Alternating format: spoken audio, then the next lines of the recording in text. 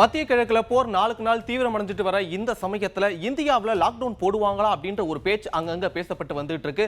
முக்கியமா இந்த பேச்சு எங்கிருந்து தொடங்குச்சு, எதனால இந்த பேச்சு தொடங்குச்சு, மத்திய அரசு இதுக்கு என்ன சொல்றாங்க போன்ற பல விஷயங்களை தொடர்ந்து பார்க்கலாம்.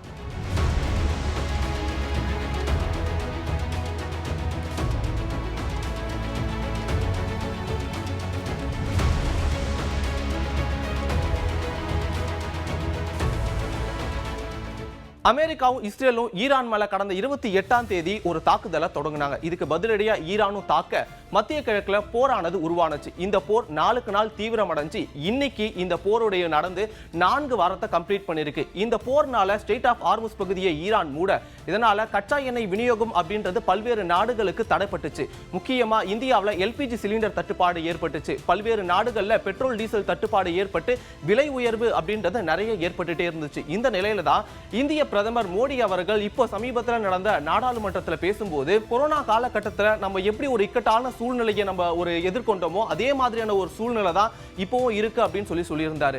இதுக்கப்புறம் ரஷ்ய அதிபர் புதினும் இது கொரோனா காலத்துக்கு இணையான ஒரு பாதிப்பை ஏற்படுத்தலாம் அப்படின்னு சொல்லிட்டு அவரும் சொல்லியிருந்தாரு. சோ இந்த மாதிரியான கருத்துக்கள்லாம் அடுத்து ஏதோ ஒன்று பெருசா நடக்க போகுது, அதுக்கான ஒரு இண்டிகேஷன் தான் இந்த கருத்துக்கள் அப்படின்றது தான் நிறைய பேரால பார்க்கப்பட்டுச்சு. இதை தொடர்ந்து தான் எல்லாருமே மறுபடியும் ஊரடங்கா அப்படின்னு சொல்லி பேச ஆரம்பிச்சுட்டாங்க. ஆனா இந்த 2 நாட்டு தலைவர்களும் சொன்னது என்னன்னா, கொரோனா காலகட்டத்தில் இருந்த அந்த சிச்சுவேஷன் மாதிரி நம்ம எப்படி எதிர்கொண்டோமோ அதே மாதிரியான ஒரு விளைவை வந்துச்சு அப்படின்னா அதை நம்ம எதிர்கொள்வோம் அப்படின்றதா சொல்லியிருந்தாங்களே தவிர 2 நாட்டு தலைவர்களுமே இதுவரைக்கும் லாக்டவுன் ஊரடங்கு அப்படின்ற ஒரு வார்த்தையை எந்த இடத்துலயும் பயன்படுத்தல அப்படின்றதுதான் உண்மையே. இதை தொடர்ந்து எதிர்க்கட்சி தலைவரான ராகுல் காந்தி ஒரு கடுமையான விமர்சனத்தை முன் வச்சிருந்தாரு.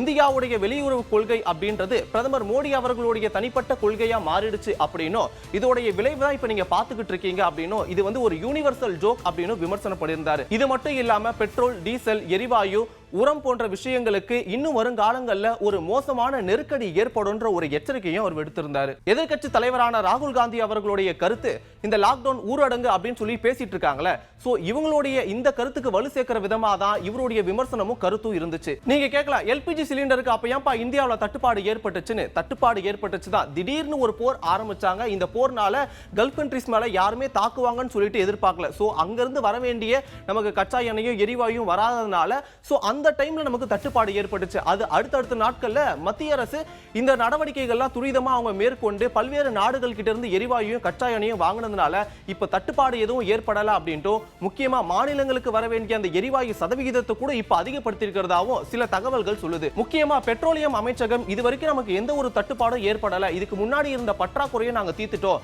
வரக்கூடிய நாட்களுக்கு தேவையான எரிவாயுக்கள் கச்சா எண்ணெய் எல்லாமே நம்ம கிட்ட ரிசர்வ்ல இருக்குன்றோம் அவங்க சொல்லியிருக்காங்க. சரி, அப்போ பெட்ரோல் டீசல்லாம் வாங்க ஏன் பங்க்ல அவ்வளவு பேர் நின்னுட்டு இருக்காங்க அப்படின்னு பாத்தீங்கன்னா, பெட்ரோல் டீசலுக்கு இதுவரைக்கும் தட்டுப்பாடோ பற்றாக்குறையோ ஏற்படல. அதுக்கு தேவையான ரிசர்வ் எல்லாமே மத்திய அரசு கிட்ட இருக்கிறதா அவங்க ஏற்கனவே சொல்லிட்டாங்க.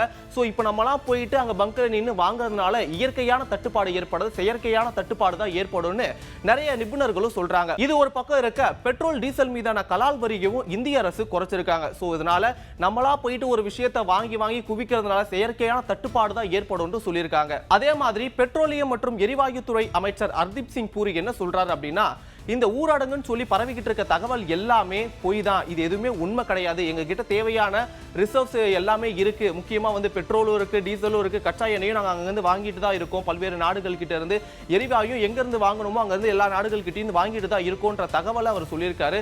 சோ இதனால ஊரடங்கு அப்படின்ற ஒரு கான்செப்ட் கிடையவே கிடையாது, அது உண்மைக்கு புறமானவே அப்படின்ட்டு அது தெளிவா சொல்லியிருக்காரு. சோ இதனை பத்தி நீங்க என்ன நினைக்கிறீங்க அப்படின்ட்டு கீழே கமெண்ட் பண்ணுங்க. சோ இதே மாதிரி வேற ஒரு வீடியோல சந்திக்கிறேன். Bye from Vignesh Vicky.